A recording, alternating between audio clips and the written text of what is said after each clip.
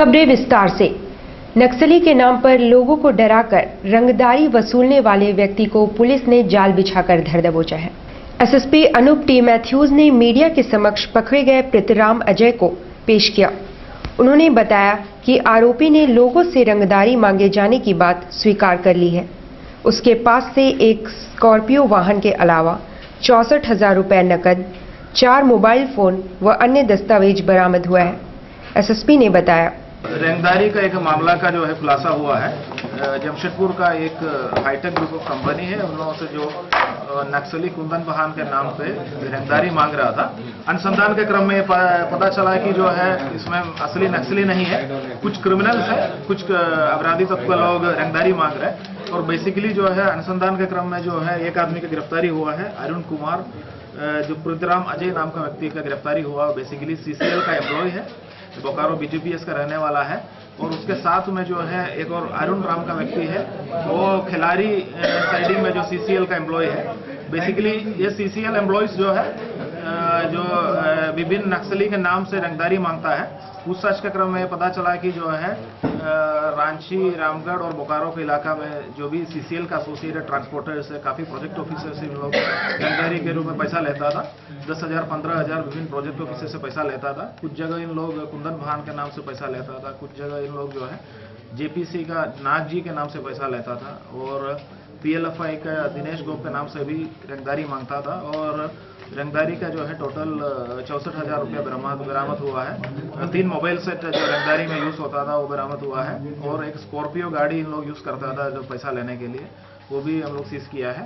और पूछताछ के क्रम में जो है इन लोगों को एक्सटॉर्शन रंगदारी का जो पैसा देने वाला लोगों का भी नाम आया है, और उन लोगों का नंबर से हम लोग टैली भी किया है। उसमें काफ़ी सीनियर ऑफिसर्स भी है, ट्रांसपोर्टर्स भी है। हम लोग को यही जानकारी है कि इन लोग जो है बड़ा नक्सली समझ के इन लोगों को पैसा देता था, लेकिन सच्चाई में इन लोगों को नक्सल संगठन से कोई संबंध अभी तक ऐसा कुछ एस्टेब्लिश नहीं हुआ है। बेसिकली नक्सली के नाम पर ये लोग पैसा मांगते थे। कांतिलाल गांधी अस्पताल में एक महिला के परिजनों ने इलाज में लापरवाही का आरोप लगाते हुए अस्पताल में जमकर हंगामा मचाया है।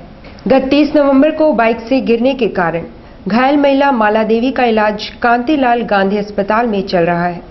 सिर में चोट की वजह से अस्पताल में उसका ऑपरेशन भी किया गया, मगर उसकी हालत काफी बिगड़ती गई और काफी गंभीर हो गई है। गुरुवार को आदित्यपुर निवासी महिला के परिजनों ने अस्पताल में जमकर हंगामा मचाया। वे चिकित्सा में लापरवाही का इल्जाम लगा रहे थे।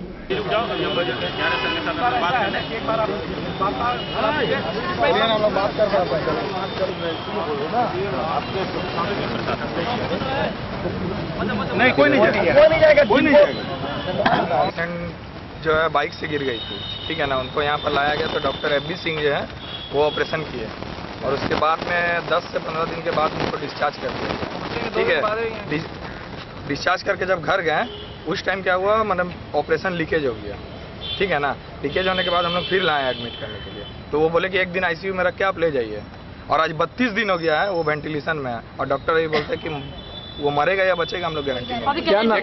क्या नाम है पेशेंट का? माला देवी।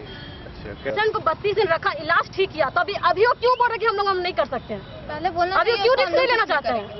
हम लोग को यही है, उतना जो हम पैसा जो बहा के इतना खर्च ये करते हैं, अभी क्यों नहीं पेशेंट ठीक हो सकते? मिले आप लोग जाके यहाँ के मिले, मैनेजमेंट बोलता है कि मैनेजमेंट हाथ जोड़ते रहे। अभी मैनेजमेंट ये बोल रहा है, तो अभी क्या कीजिएगा आप लोग? अभी हम लोग को डॉक्टर एफबी सिंह को यहाँ चाहिए, या फिर इनको बढ़िया सा बाहर कोई बढ़िया हॉस्पिटल में ट्रांसफर करके उनका रेफर किया जाए, पूरा खर्चा हो रहा नहीं आवाज उठा रहे है। सर वो गरीब आदमी है, कहाँ से क्या कर सकते पेमेंट का जो ये इशू था वो बाद में करंट सिचुएशन में ट्रीटमेंट करना ज़्यादा कुछ अंदर में कलेक्शन है, इन्फेक्शन है, वो 24 घंटा के अंदर वो उसका चालू हो जाएगा, मैंने ड्रेन करना शुरू हो जाएगा, क्या उसको वीक पॉइंट मिल जाएगा कलेक्शन अगर है तो। जब नहीं 24 आवर्स ऑब्जर्व करने के बाद लोग देखा कि नहीं कुछ भी डिफरेंस नहीं है, तब वो लोग 12 तारीख को पूरा टाका हटाया। अब देखा कि अंदर में क्या है ये तो टाका निकालने के बाद तुरंत पता नहीं चलता है, ठीक है।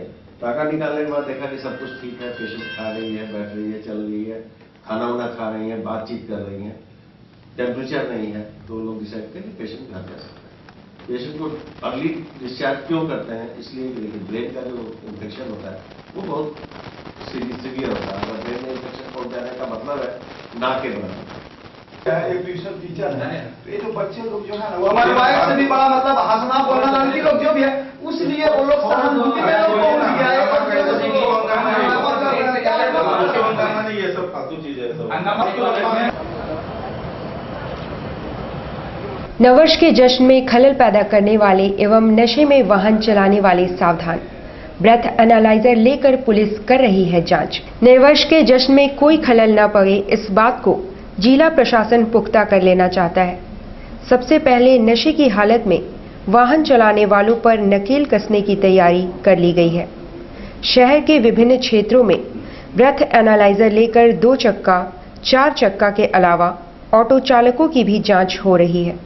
जो ड्रंक ड्राइव में पकड़े जा रहे हैं उन्हें दंडित किया जा रहा है। यह अभियान अभी लगातार चलेगा। ये नहीं पिया, जोर से फूक रहा है।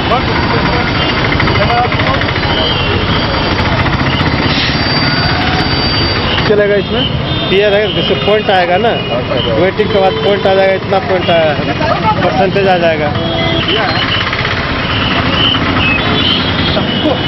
पकड़ो सो किसके अब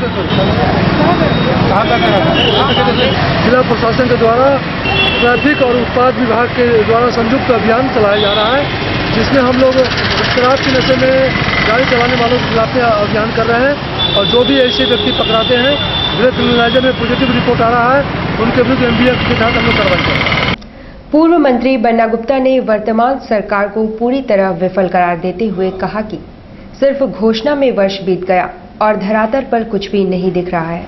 पूर्व मंत्री बन्ना गुप्ता ने कहा कि वर्तमान सरकार पूरी तरह विफल साबित हुई है और 1 वर्ष बीत जाने पर भी धरातल में कुछ भी नजर नहीं आ रहा है। सिर्फ लोक लुभावन घोषणाएं कर दी गई है। इस सरकार ने बहुत सारे वादे किए। मैं तो ये कहूंगा कि केंद्र से लेकर राज्य सरकार दोनों ने जनता के साथ छल और प्रपंच किया है, जनता के साथ धोखा दिया है, जनता के विश्वास के साथ खेलने का काम किया है। और जिन वादों और नारों के साथ ये लोग सत्ता में आए थे उन नारों और विश्वास को इन्होंने तोड़ने का काम किया और इसी का ये दूरगामी परिणाम हो रहा है कि जहां भी उपचुनाव हो रहे हैं जनता के सामने इनको मुंह की खानी पड़ रही है, इनको पराजय का सामना करना पड़ रहा है। आप देख रहे होंगे कि लगातार जितने उपचुनाव हुए हैं वो उपचुनाव के नतीजे आपके सामने हैं। को लेकर हमारी झारखंड की सरकार ने कहा था स्थानीयता के मुद्दे को बहुत प्रमुखता से उछाला था। उसके बाद कहा था कि स्थानीय स्तर पर कहा था कि मालिकाना हक देंगे। अभी जो खाद्य सुरक्षा बिल वगैरह लागू किया गया है 2003 जो केंद्र कांग्रेस की जो सरकार थी उसकी एक इच्छा थी कि हर गरीब को, हर आदमी को भूखा न रखा जाए। तो जो कांग्रेस की ये योजना थी उस योजना को आज जब इन लोगों ने इम्प्लीमेंट करने का काम किया तो इतने दोषपूर्ण है कि जिसको कहा ही नहीं जा सकता है। लगता है कि पूरी चलनी में छेद ही छेद हैं। और सबसे बड़ा दुर्भाग्य है कि जो राज्य के मंत्री हैं, खाद्य आपूर्ति मंत्री, वो कल तक बहुत दम भरते थे कि मैं बहुत जो है भ्रष्टाचार मुक्त हूँ और एकदम जो है निष्पक्ष, निष्प्रियता और क्या क्या वगैरह वगैरह बड़े बड़े उपमा उदाहरण के साथ जो है ये सरकार और सरकार के कैबिनेट मंत्री खड़े थे। पूर्व सांसद सुमन महतो ने ट्रैफिक नियमों का अनुपालन नहीं करने वाली महिलाओं से कहा है कि वे महिला होने का गलत फायदा न उठाएं। पूर्व सांसद सुमन महतो व बाबर खान ने गुरुवार को ट्रैफिक डीएसपी नित्यानंद ठाकुर से भेंट कर नववर्ष की जश्न के दौरान यातायात व्यवस्था दुरुस्त रखने के लिए उन्हें कुछ सुझाव दिया है। साथ ही नियमों का उल्लंघन करने वालों से सख्ती से निपटने की मांग की है। इस दौरान बागी जमशेद के सामने वाहन जांच के दौरान कुछ महिलाओं द्वारा नियमों के उल्लंघन के बाद पुलिस वालों से ही उलझने और बहसबाजी के मुद्दे पर सुमन महतो ने कहा कि नियम सबके लिए बराबर है और महिला होने के नाते कोई छूट नहीं दी जानी चाहिए।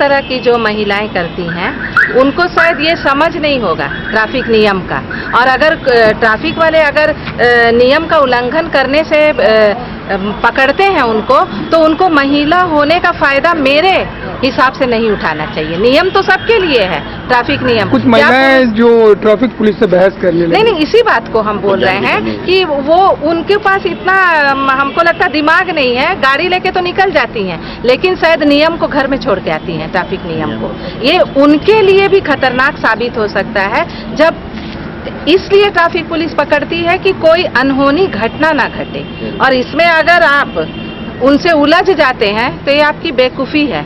और सबसे पहले तो हम ये भी कहना चाहेंगे कि महिला होने का गलत फायदा ना उठाएं, नियम तो नियम है। सऊदी में नौकरी दिलाने के नाम पर ठगी के शिकार बने 7 लोगों ने बिष्टुपुर थाना में मोहम्मद आफ्ताब खान के खिलाफ ठगी का मामला दर्ज कराया है। शास्त्री नगर के रहने वाले मोहम्मद आफ्ताब खान नामक व्यक्ति के खिलाफ 7 लोगों ने बिष्टुपुर थाना में नौकरी दिलाने के नाम पर मोटी रकम की ठगी का मामला दर्ज कराया है। मामला दर्ज कराने वाले आबिद हुसैन, मोहम्मद अमजद अली समेत अन्य लोगों का कहना है कि आफ्ताब खान ने सऊदी में नौकरी दिलाने के नाम पर उनसे पैसे लिए हैं और अब पैसे लौटाने से इनकार कर रहा है। 7 लड़के थे हम लोग, जिसमें से हमसे 70,000 रुपये लिया गया है, और हम लोग का मेडिकल हमसे कुछ पैसे कराए थे हम लोग, और जाके हम लोग मुंबई भी गए थे। 70,000 रुपये हम लोग यहाँ पर किए थे और मुंबई भी गए, वहाँ से वापस आए। पासपोर्ट में वीज़ा लगा हुआ था, मगर ना हमारे साथ फ्लाइट कराया गया, और जितने भी लड़के थे उनका भी नहीं हुआ। कुल कितने लड़के थे? 7 लड़के थे हम लोग, मेडिकल दिए। कितना रुपया आप लोग?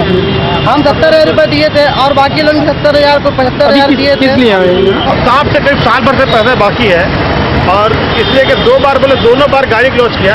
अभी 4 दिन पहले ट्रैफिक लाइट में मिला हमसे, हम बोले पैसा बाकी, इस बीच में थोड़ा बहसा बहसी हुआ। उसके बाद क्या हुआ नहीं मालूम। आज सुबह पेपर पढ़े तो मालूम हुआ कि मेरे भतीजे नाम पे केस कर दिया, और उस वक्त में भतीजा जब नाम है नहीं था। आपका नाम क्या है? मेरा नाम मोहम्मद अमजद। आरोपी कौन है? आफ्ताब खान, शास्त्री नगर का।